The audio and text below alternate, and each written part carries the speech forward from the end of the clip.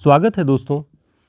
आज इस क्लास में हम पाश्चात्य काव्य शास्त्र के अंतर्गत अरस्तु से संबंधित कुछ महत्वपूर्ण प्रश्नों को देखेंगे और अरस्तु के अनुकरण के सिद्धांत के बारे में जानेंगे। सबसे पहला जो प्रश्न है वह है, अरस्तु के अनुकरण सिद्धांत के संबंध में असंगत कथन कौन सा है?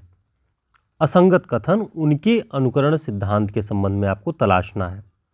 ऑप्शन है, कला प्रकृति की भावनामय तथा कल्पनामय अनुकृति नहीं है।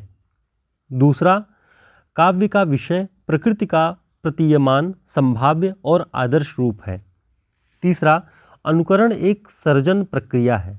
चौथा, अनुकरण वह तंत्र है जिसके द्वारा कवि अपनी कल्पनात्मक अनुभूति की प्रक्षेपणीय अभिव्यक्ति को अंतिम रूप प्रदान करता है।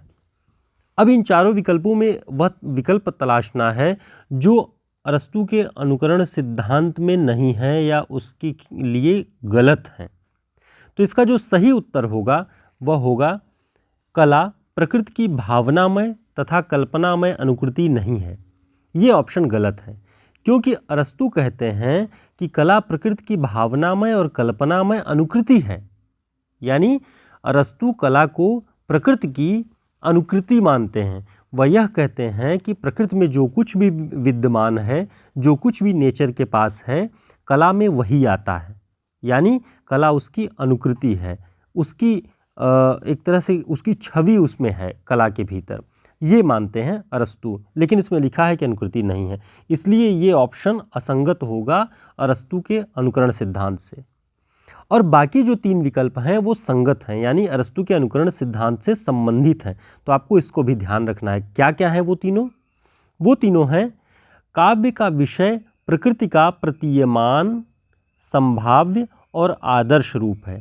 इसका मतलब ये है कि अगर आपने अरस्तु का अनुकरण सिद्धांत पढ़ा होगा तो उसमें वो ये कहते हैं कि जो कविता है, जो काव्य है, वह प्रकृति का जो प्रतीयमान रूप है उसमें संभाव्य और आदर्श की तलाश करता है। यानी संभाव्य और आदर्श से तात्पर्य, उदाहरण हम देते हैं कि जैसे कोई फूल है, प्रकृति में विद्यमान है और उसकी जो कली है, मान लीजिए कमल का फूल है और वो कली जो है अपने खिलने के पहले ही सूख जाए, मुरझा जाए या प्रकृति की मार से वो वहीं नष्ट हो जाए, तब कविता या जो रचना होती है, आर्ट जिसे कहते हैं, कला, वो क्या करती है कि जो वो कली विकसित नहीं हो पाई, जो वो खिल नहीं पाई, कला के माध्यम से वह उसे खिला सकता है। यानी अपनी कला में कोई कलाकार जब वो चित्र उस कमल के फूल का बनाएगा जो असमय सूख गया, उसे वो खिला भी सकता है, उसे बड़ा भी कर सकता है, उसके रंग भी बदल सकता है। उसके पास वो संभावना होती है, इसलिए कहा गया कि संभाव्य है।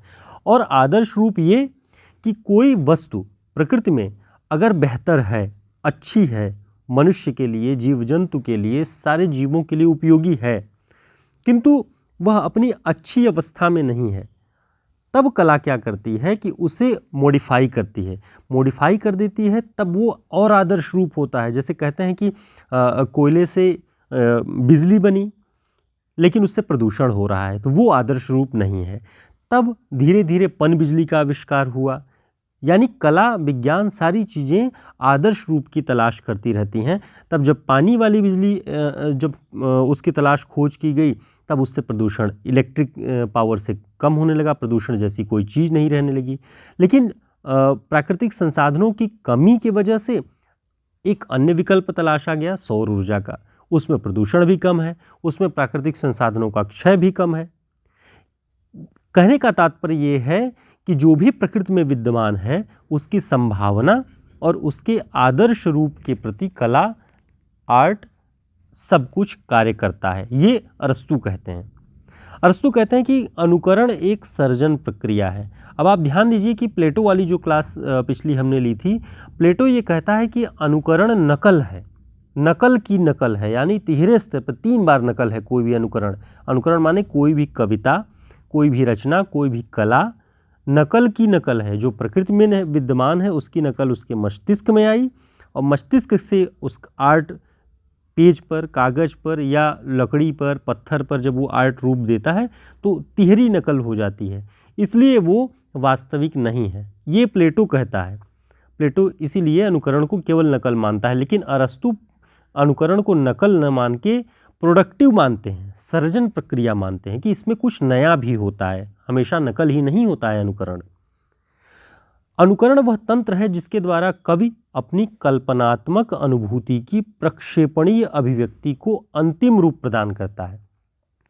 यानी अनुकरण वह सिस्टम है, वह एक मानसिक संरचना है जिसके द्वारा कोई रचनाकार या कवि अपने मस्तिष्क की जो भी कल्पना है, जो भी अनुभूति है, उसे प्रक्षेपित करता है, उसे अपनी कला में उतारता है और उसे आदर्श रूप दे करके अंतिम रूप प्रदान करता है। ये अरस्तु कहते हैं। इसलिए अरस्तु अनुकरण को बुरा नहीं मानते, वो कहते हैं कि प्रकृति की अनुकृति है, भावनामय और कल्पनामय अनुकृति है। ठीक, ये अरस्तु कहते हैं। आगे हम इनसे जुड़े हुए और जो तथ्य हैं उसे देखते हैं।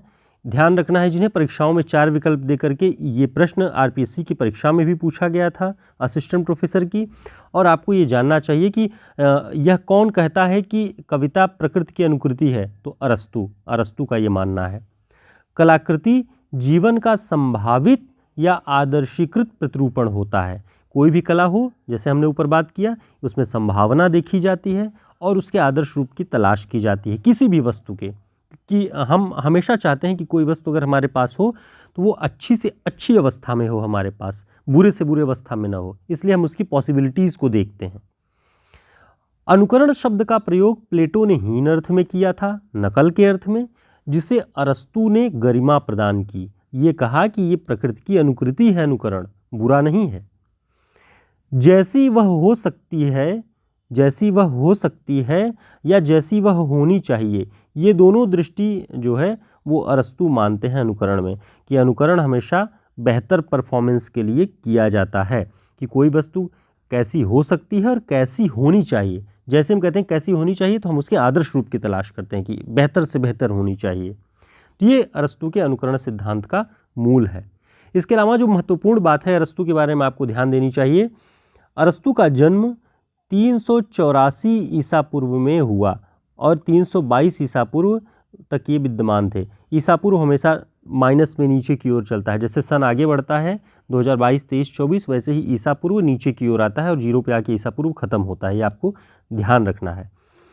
तो 384 से 322 ईसा पूर्व तक विद्यमान थे अरस्तु। मकदूनिया नगर के स्तगिरा में इनका जन्म हुआ था। इनका मूल नाम, यूनानी नाम अरिस्तोतिलेस था, इसे ध्यान रखना चाहिए आपको। इनका परिवार अभिजात्य वर्ग से था और तत्कालीन राजाओं के आश्रय में रहता था। अरस्तु के जो पिता थे वो सिकंदर महान के पितामह के दरबार में वैद्य थे, इसलिए उनके राजाओं से बहुत अच्छे घनिष्ठ संबंध थे और ये लोग अभिजात्य वर्ग से आते थे, इलीट क्लास से थे। 368 ईसा पूर्व के आसपास उन्होंने एथेंस में प्लेटो के प्रसिद्ध विद्यापीठ में प्रवेश ले लिया। वहाँ जाकर के एडमिशन ले लिया अरस्तु ने प्लेटो के विद्यापीठ में और वहीं रहने लगे एथेंस में। इनकी कुशाग्र बुद्धि के कारण प्लेटो इन्हें अपने विद्यापीठ का मस्तिष्क और बाकी सभी छात्रों को शरीर कहा करते थे। इतना प्रभावित थे प्लेटो इनसे। और ये भी आपको ये तो आपको पता ही होगा कि अरस्तु जो है वो प्लेटो के शिष्य थे। ये दोनों प्लेटो गुरु थे, अरस्तु शिष्य थे, और दोनों के मध्य स्वस्थ संवाद था। एक दूसरे से मतों में अंतर था लेकिन विवाद नहीं था। कभी भी मतैक्य भले न रहा हो लेकिन विवाद की स्थिति दोनों में कभी नहीं रही। निरंतर वो आपसी संवाद करते रहे और शास्त्रार्थ करते रहे। उसी का परिणाम इन दोनों के सिद्धांत हैं। अरस्तु के पिता सिकंदर महान के पितामह के दरबार में वैद्य थे। उसी नाते अरस्तु ने सिकंदर महान की शिक्षा का उत्तरदायित्व लिया और वह सिकंदर का गुरु हुआ। आपको ध्यान रखना चाहिए, जब भी ऑप्शन में पूछता है कि सिकंदर का गुरु कौन था, तो अरस्तु सिकंदर का गुरु था। अरस्तु का जो मुख्य विषय था वो भौतिक विज्ञान और प्राणी विज्ञान था। उनके लगभग 400 ग्रंथ बताए जाते हैं। ये सारे पॉइंट्स ध्यान रखिएगा। साहित्य पर आधारित अरस्तु के 2 ग्रंथ हैं, भाषाशास्त्र और काव्यशास्त्र। भाषाशास्त्र का यूनानी नाम तेखनेस रिटोरिकेस था और काव्यशास्त्र का पेरिपोइतिकेस। बहुत प्रसिद्ध है दोनों, तेखनेस रिटोरिकेस और पेरिपोइतिकेस, ये यूनानी नाम है, भाषाशास्त्र और काव्यशास्त्र। भाषा शास्त्र वाले ग्रंथ के अंतर्गत उन्होंने भाषा और भाषण कला पर पूरा फोकस किया हुआ है, और काव्य शास्त्र के अंतर्गत उन्होंने काव्य शास्त्र के मौलिक सिद्धांतों की स्थापना की।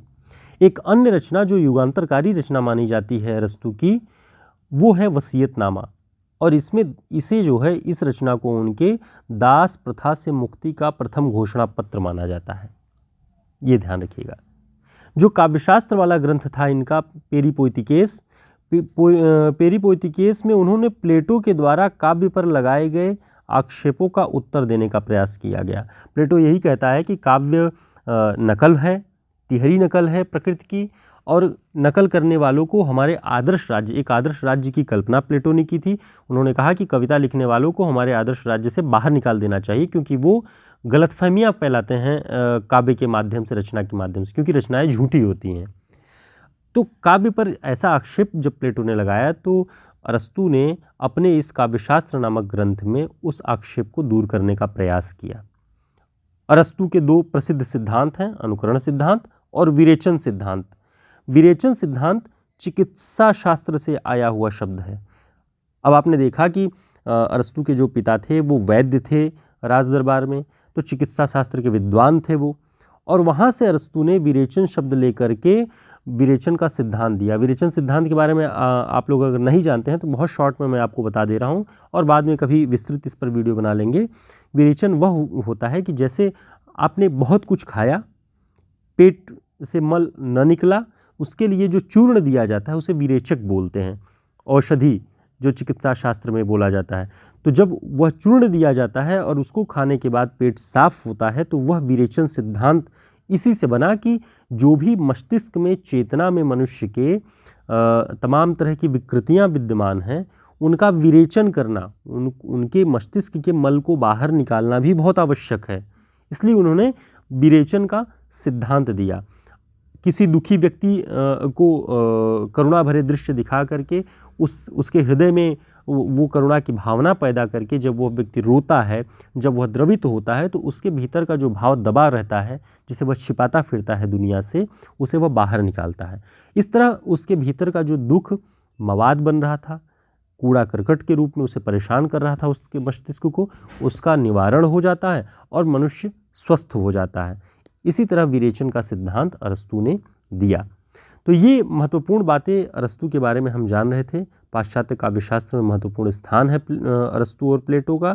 तो प्लेटो पर हमने एक वीडियो पीछे बनाया हुआ है, आप प्लेलिस्ट में जाकर के देख सकते हैं वीडियोज़ में, और ये अरस्तू पर था। आगे हम अन्य काव्यशास्त्र के और सिद्धांतों पर चर्चा करेंगे, परीक्षाओं की दृष्टि से उपयोगी प्रश्नों को देखेंगे। तब तक के लिए नमस्कार, धन्यवाद।